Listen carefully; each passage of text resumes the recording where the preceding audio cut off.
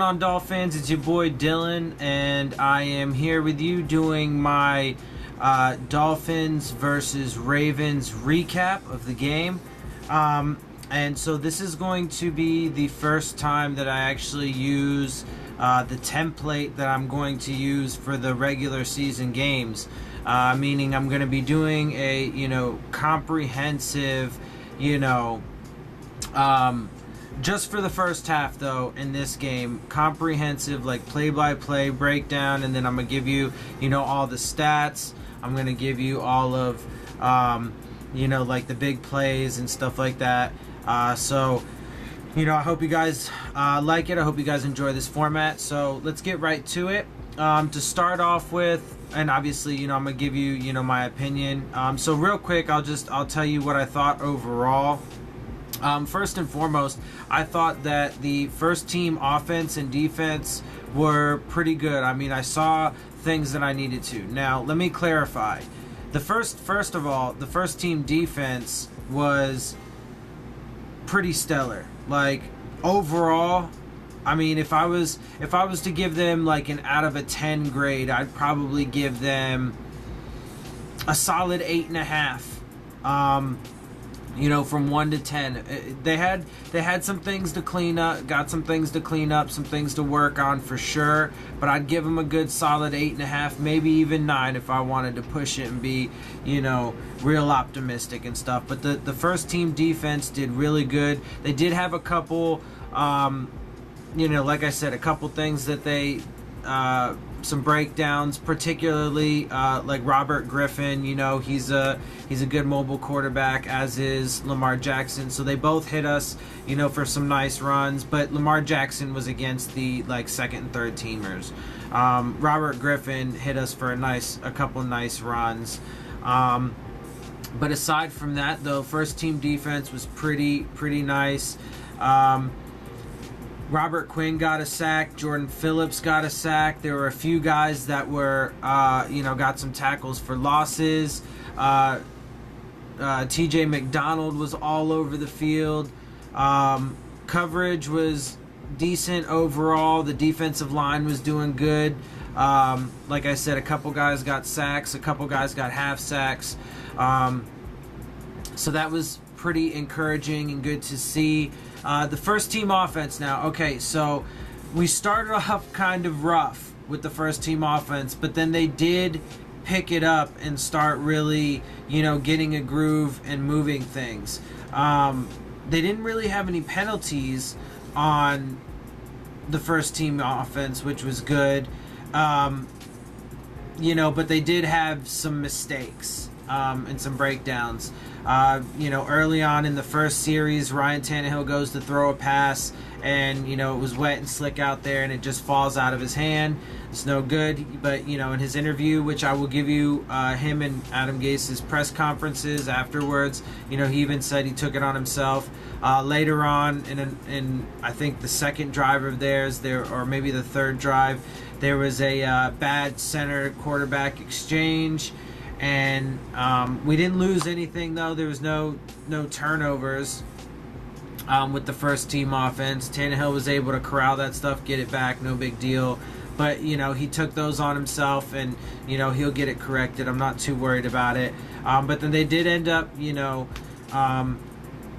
opening things up. They only scored 10 points in the first half, 1 touchdown, 1 field goal. But it was pretty solid. And I think once they tighten a couple more things up, through practice over the next couple weeks, we don't really expect the starters to play any, if at all, in the 4th preseason game. Obviously, that's going to be for the depth guys trying to figure out who's going to be making this roster and so on and so forth. But, over the next couple week of practices, if they tighten some things up or whatever. Plus, obviously, once the regular season hits, Gase is going to start really opening up the playbook. They're going to really be going up tempo. It looks like they're getting more and more comfortable with that, which is really encouraging. So, honestly, I came away really encouraged from this game. With the first unit guys and with some of the backups. It did start getting, rough once the second and third, and especially the third and fourth string guys came in. There were definitely a lot of breakdowns, and things got kind of messy. Obviously, it ended up being 27-10. So the defense started letting up a bunch of stuff and blah, blah, blah. But I'm honestly not too worried about that, because obviously a lot of that stuff came from, the back end of the roster guys, the third and fourth string guys that are, on the bubble fighting for roster spots. A lot of guys that won't even be here. So I'm not too worried about that. I'm pretty confident that when we get to that final 50-man or 53-man roster, and then, a 10-man practice squad, that we are going to have, obviously not just the best 53 plus 10 guys, but I do feel pretty confident that, the depth that we end up having, the guys that we do end up keeping, are going to be able to step in if and when necessary. So yeah, okay. I'm going to go ahead and get into this then. So obviously the final score was Dolphins 10, Baltimore Ravens 27. We end up losing the game, but who cares? That's not really a big deal. We had 221 total yards for the game, so I'm going to give you the game stats real quick, and then I'll give you individual player stats. So we had 221 total yards for the entire game, 158 passing yards, 63 rushing yards, 4.4 yards per play. We definitely need to pick that up a little bit. Obviously, we want to do a little bit better, but 4.4 yards is not terrible, because if you average that out, you get 4.4 yards on first down, 4.4 yards on second down. Well, third down, you're going to get a first down. So that's not terrible, but we do want to bring that up. We didn't lose any fumbles. There were 2 interceptions, but that came from later on in the, one from David Phils, one from Brock Osweiler. Bryce Petty didn't actually even play at all this game, so I feel kind of bad for him, especially since Brock Osweiler sucks so bad. And then third down conversion rate, we were only 16%, which is not good. We definitely got to get that way up. But I think that will end up working itself out. I feel pretty confident that, like I said, once we get to the regular season, and over the next couple weeks, once they tighten things up some more, that'll start getting better. Our time of possession was 22 minutes 30. They ended up winning in the time of possession battle. But, whatever it is, what it is. You don't have to win that to win games necessarily, but obviously we want to, at least keep it pretty even, and it's better, generally speaking, it is better if you do win that, but, it is what it is. And then we had 8 penalties overall, which is too much, but I do think that there were a couple of them that were just bullshit calls, and I'm not the only one that thinks that. The commentators thought that. I know some other people thought that. My boy Dougley Do Wrong. I got onto his live stream during the halftime. He had one, and we talked about it a little bit. And he said the same thing. He thought there were some penalties that were kind of crap. So, all right, getting into some individual stats.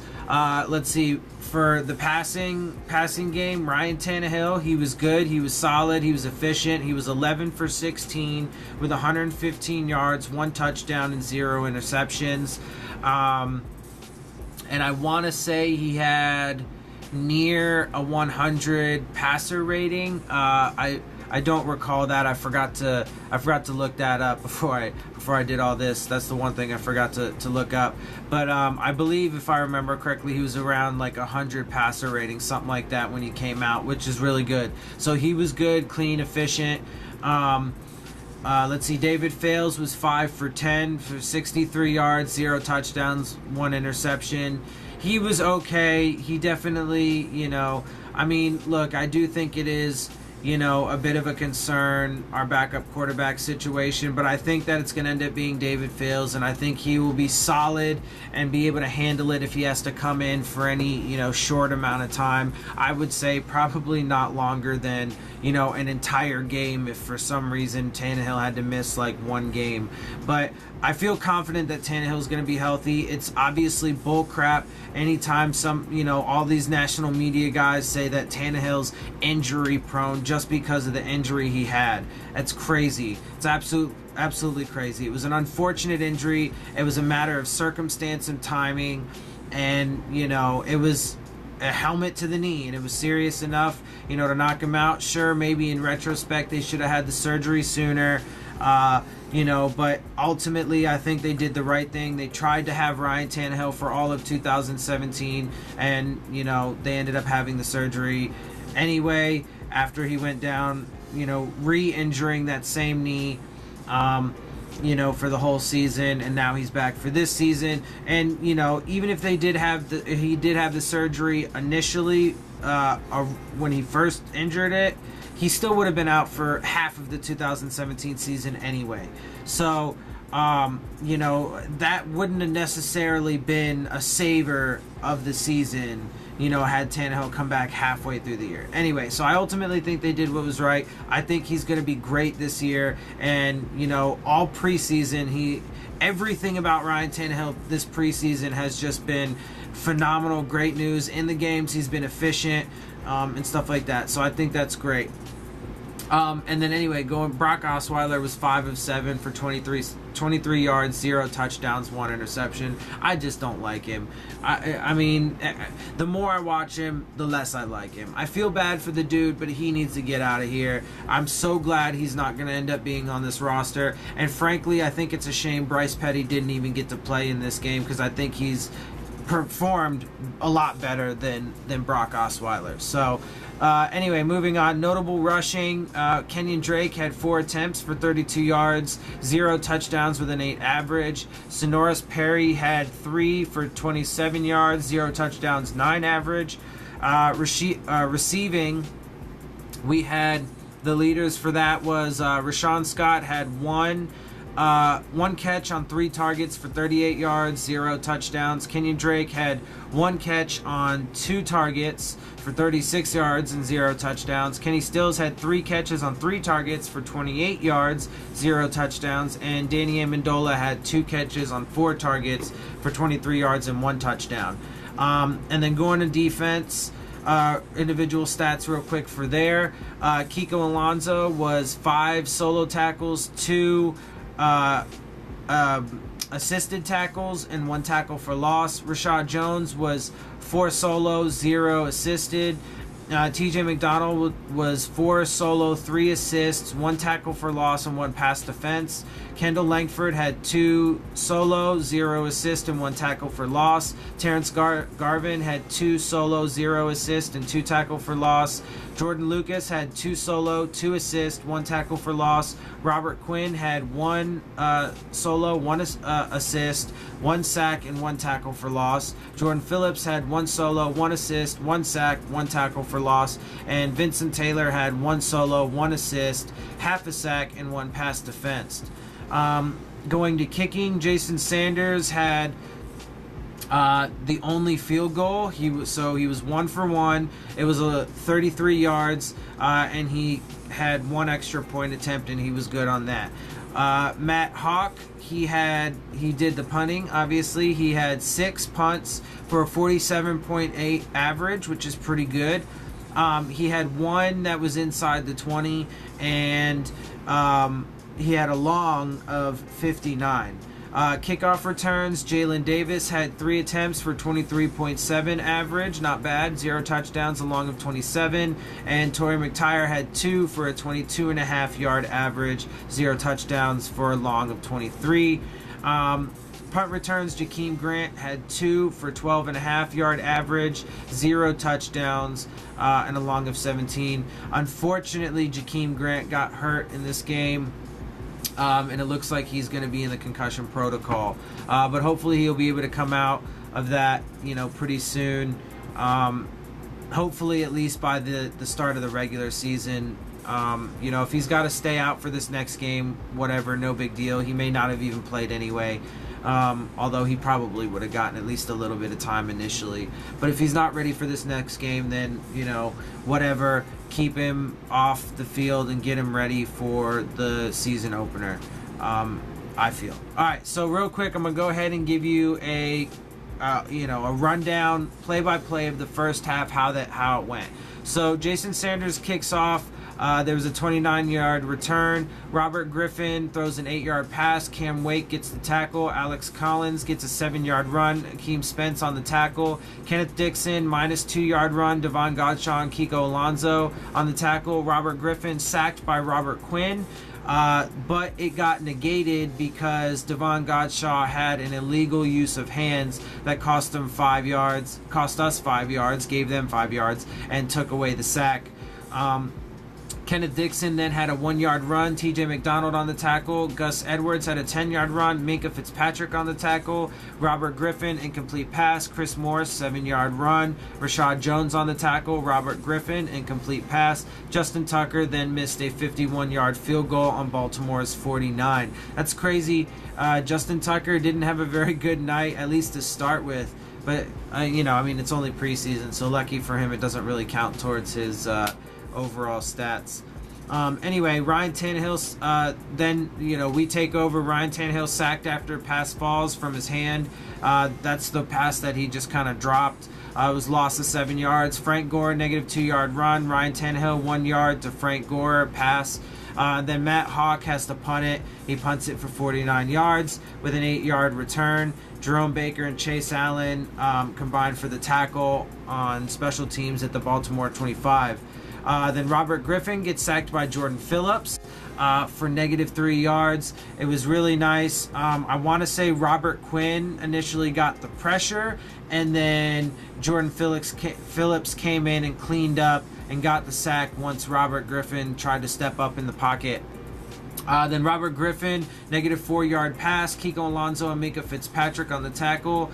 Robert Griffin, 6-yard pass. Minkah Fitzpatrick and Andre Branch on the tackle. Then their punter, Sam Cock, he punts 66 yards. Jakeem Grant gets a 17-yard return to the Miami 27. Brian Tannehill then, takes over. He gets a 9-yard pass to Kenny Stills. Then Kenyon Drake gets a 2-yard run. Ryan Tannehill gets a 6-yard pass to Albert Wilson. Kenyon Drake run for no gain. Ryan Tannehill sacked, minus 7 yards. Matt Hawk punts for 47 yards with an 8-yard return. Jordan Lucas and Terrence Garvin on the tackle. Rashawn Scott gets a unsportsmanlike conduct penalty, which gives them 15 yards on the Baltimore 24. But this is one of the ones for sure that was a complete crap call. It was the defenders, the receiving team, Baltimore. They had 2 guys defending Rashawn Scott, and they pushed him out of bounds. And he tried to get back in, but he had 2 guys keeping him out of bounds. But they call him for that. I hate that. They do that shit to us all the time, and it's really annoying. But anyway, moving on. So they get the ball. Gus Edwards gets a 1-yard run. Raekwon McMillan and Minkah Fitzpatrick get the tackle. And see, if you notice, Minkah Fitzpatrick was flying around too, which was really great to see. He keeps, doing his thing. Robert Griffin then gets a 20-yard run. So as I mentioned before, he managed to do some nice things with his legs. We have had a tough time with, mobile quarterbacks, and we gotta fix that. We gotta get that better so we can keep contained on those guys. But anyway, and then Robert Griffin, incomplete pass. Kenneth Dixon, 3-yard run. TJ McDonald and Akeem Spence on the tackle. Robert Griffin, incomplete pass. 10-yard holding call on Baltimore. Robert Griffin, 9-yard pass. Kiko Alonso on the tackle. And then Justin Tucker goes for another field goal. I believe it was like 51 yards or something like that, 50-ish yards. But it was blocked, which was really great. Vincent Taylor gets in there, blocks it, and then Torrey McTyer ends up recovering the ball on our own 45-yard line, which was really great. So our special teams did solid and came through as well tonight. So that's good to see. Ryan Tannehill then gets the ball. He fumbles it in recovery for no gain. This was the bad center quarterback exchange, but we didn't lose it. He gets it, so I think we lost a yard, and then, a down. And then so Ryan Tannehill, 7-yard pass to Danny Amendola. Ryan Tannehill, incomplete pass to Danny Amendola. Matt Hawk punts for 31 yards. Fair catch at Baltimore 15. They get it, and Kenneth Dixon goes for a 2-yard run. TJ McDonald on the tackle. Robert Griffin, incomplete pass. Robert Griffin, 13-yard pass. Rashad Jones on the tackle. Gus Edwards, 1-yard run. Kiko Alonso on the tackle. Kiko was flying around. The linebackers were doing really well overall, so that was encouraging. Robert Griffin then gets an incomplete pass. Then he gets sacked by Robert Quinn for -4 yards. It was great. Robert Quinn comes around the edge. He actually ends up like skirting all the way around Robert Griffin, and then he ends up, getting him from behind, once he got around the left tackle or whatever. It was really nice. It was beautiful. That's really encouraging. That's his third sack in the past couple games, and it could have been fourth if the other it could have been the fourth if the other one didn't get called back from Devon Gonshaw's penalty. And then so Sam Cock punts for 56 yards. Jakeem Grant gets an 8-yard return to the Miami 25.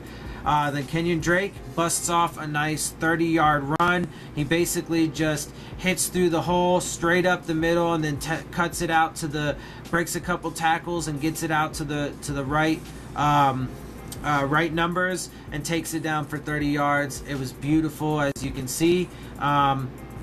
And then Kenyon Drake runs for no gain. Ryan Tannehill, 9-yard pass to Kenny Stills. Ryan Tannehill, 10-yard pass to Mike Gesicki. Mike Gesicki finally gets his first catch, which was awesome. Ryan Tannehill, 10-yard pass to Kenny Stills. Ryan Tannehill, incomplete pass to Albert Wilson.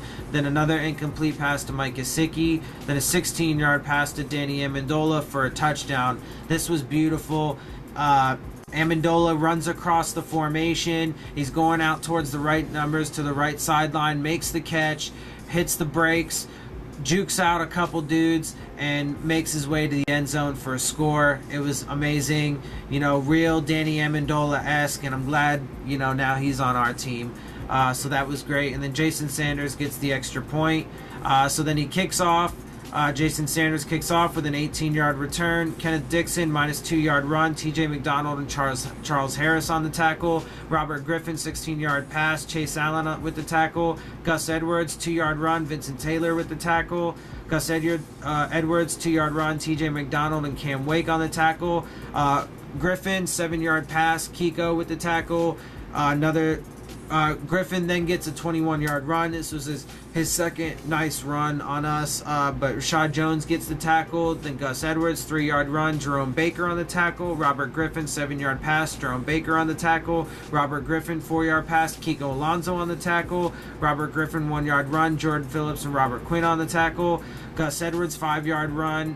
Jerome Baker on the tackle. So if you see, we're actually our D-line and our linebackers are making most of the tackles, which is great. That's what we really need them to do.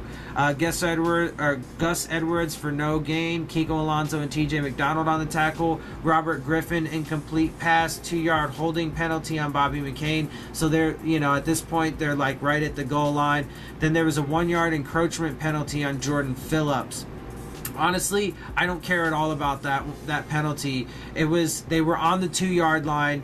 He was trying to time the snap count, and the commentators said it right. If he got the snap count right, he would have been into the backfield for probably a sack on a quarterback, big play, up to our own goal line. That would have been huge for us. But the downside is we lost 1 yard because it was a half the distance to the goal penalty. So we lose 1 yard, no big deal, whatever. It was definitely worth trying. But anyway, then there's a -5-yard false start penalty on Baltimore. And then Gus Edwards with a 1-yard run. Cam Wake on the tackle. Robert Griffin, incomplete pass. Then a 1-yard run from Griffin. Rashad Jones and McDonald on the tackle. And then Justin Tucker at a 22-yard field goal. And then finally, our last drive, Justin Tucker kicks off. McTyer gets a 23-yard return to the Miami 23. Ryan Tannehill with a 36-yard pass to Kenyon Drake. It was brilliant.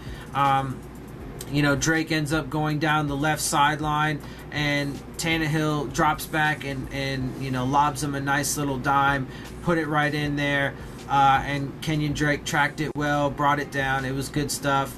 he's obviously a really good receiver as well, which is going to be huge for us. He hits a lot of those wheel routes and stuff like that as well, all kinds of stuff coming out of the backfield. So that's encouraging. And then so Tannehill then has a 7-yard pass to Jakeem Grant. And this is where Jakeem Grant gets hurt. There was a penalty on Baltimore, 15-yard penalty for the lowering the helmet before contact. I still think they shouldn't even have that rule in there, and if they didn't, it still would have been a penalty anyway, because it still would have been helmet-to-helmet contact. But anyway, they get called for it, and unfortunately, Jakeem Grant gets put into the concussion protocol because of it. And then Ryan Tannehill's an incomplete pass to Kenyon Drake. Then a 4-yard pass to Albert Wilson. Incomplete pass to Danny Amendola. And then Jason Sanders gets his 33-yard field goal. And then we end up kicking it off to them. But they don't do anything. It goes into the half. And then when the second half begins, I'm not going to give you a comprehensive, complete rundown of that. That's basically just, the second through fourth teamers. Like I said, it got pretty sloppy and stuff. But there were some good things from some of the guys on both offense and defense, some of the backups. That was a little bit encouraging. So, like I said, I think that the 53-man roster is going to shake out really nice. I think we are going to have adequate depth that'll be able to come in when necessary, if and when necessary, because I'm sure it'll happen at some point, and, be able to hold it down. And I think this team has tons of potential. I feel so much better after this game than I did after the Carolina game. So I'm encouraged. I'm very much encouraged. So with that, that's going to be the end of the video. My portion of the video anyway. So I'm going to leave you with Ryan Tannehill and Adam Gase's press conferences that they obviously held after the game. So I hope you guys enjoyed that. Make sure you hit the subscribe button. Please share it with your friends. Let's grow this. The more we grow, the more I can do for you guys. The more involved I can get, the more involved you can get, and all that good stuff. So anyway, like I said, enjoy the interviews, and I'll see you guys soon. Fins up.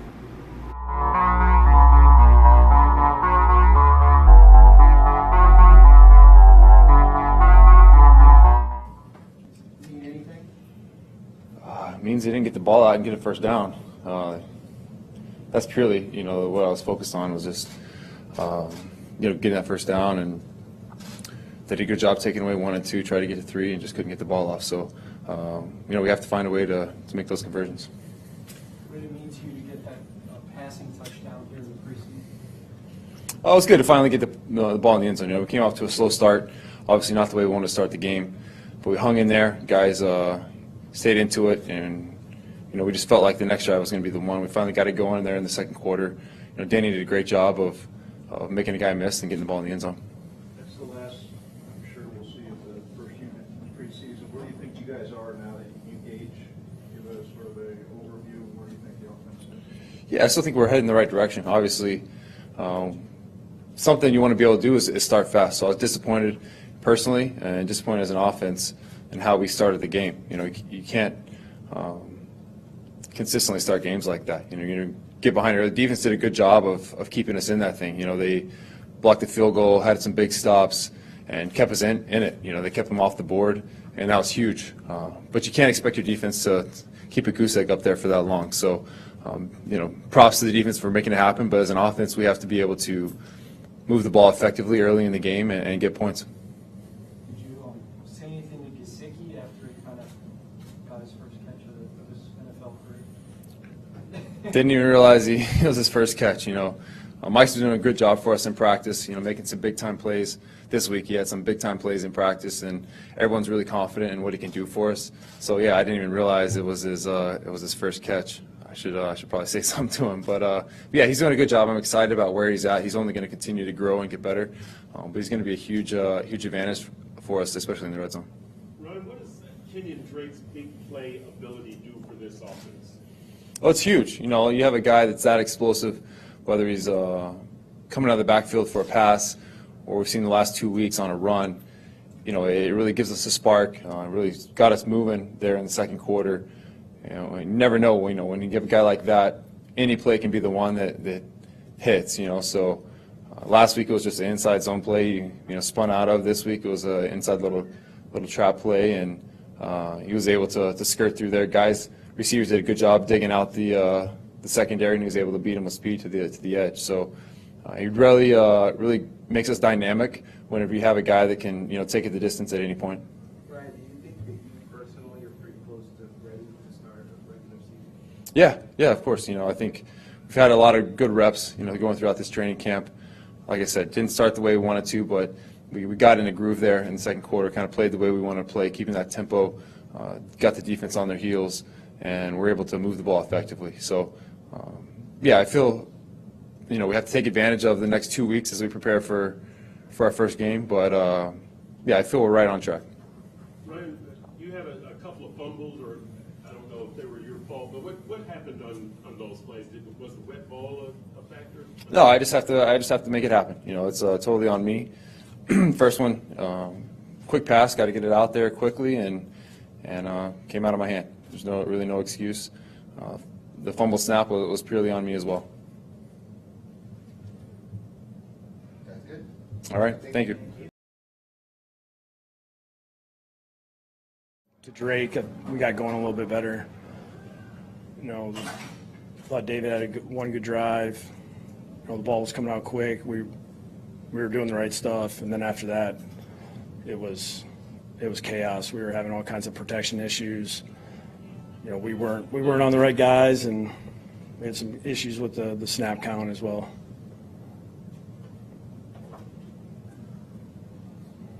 What did you like about Ryan on the touchdown drive? Well, it was good to see that we converted a third down inside the red area. I thought it was, he got to his third progression, so that was really good to see. I thought the line did a good job of holding up. I think we had another shot at the end of the half. If he would have had just a fraction of a second more, it was tough because we got kind of pressure early, and then he's going to Albert. We might have had a shot for another touchdown and stole some more points there. So that was really what we wanted, though. We had a 2-minute drive, and we're able to get some explosive plays and put ourselves in position to where if we score a touchdown there and then we get the ball back at the end of the half or in the second half, and that's really what we want. You started both of those last two drives with an explosive play to the same player. Right. And two different Ways, right. So what does that suggest to you about Kenyon Drake? He's a good player. He's good. We know that. We feel like we have two backs that are very good at what they do, and Kenyon just has a different way he kind of does it, and Frank's got his way of doing it, and we like where our running backs are right now. I think Sonoris is doing the same thing where he's reliable, does everything right, and when he gets a chance and gets the ball in his hand, he's creating plays. After 3 games, how do you assess your backup quarterback situation? I think there's going to be room for improvement for sure, but it's hard to put it all on them when you get the ball and you're not expecting it, or we're not blocking the guys. And that's why it's hard to evaluate quarterbacks sometimes in preseason games, and you have to use all your practice time and what you know about guys' history, and that's what makes it tough to evaluate him sometimes. Did you learn anything about him tonight, either guy? I think Brock's temper's better than it used to be, because I understand why he was frustrated, and he took a couple shots there, which it's not on him.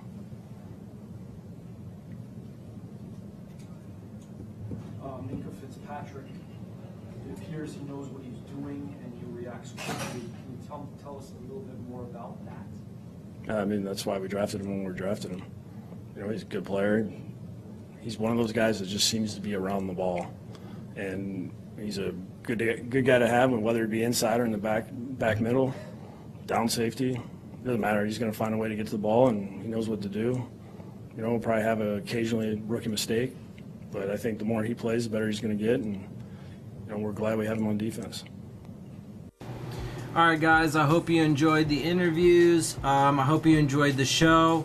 And as always, if you did, please hit the subscribe button, share it with your friends, post on Facebook, whatever, hit the like button, and definitely leave me some comments, questions, concerns, anything you'd like to see or hear in the videos.